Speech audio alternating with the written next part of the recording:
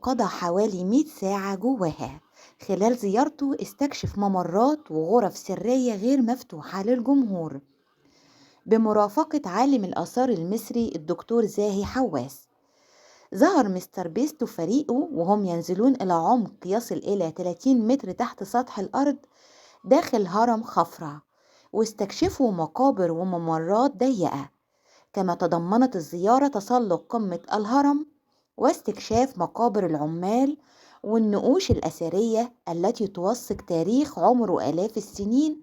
الفيديو حقق مشاهدات هائلة جدا، حيث انتشر بسرعة كبيرة على اليوتيوب وحصل على ملايين المشاهدات في وقت قياسي، وده بسبب طريقة مستر بيست الفريدة في تقديم المحتوى والمغامرات اللي بيخوضها.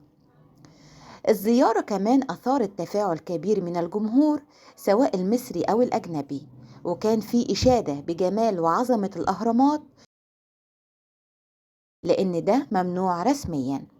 لكن في النهاية الزيارة كانت دعاية قوية جدا للسياحة في مصر، وعرضت الأهرامات من زاوية جديدة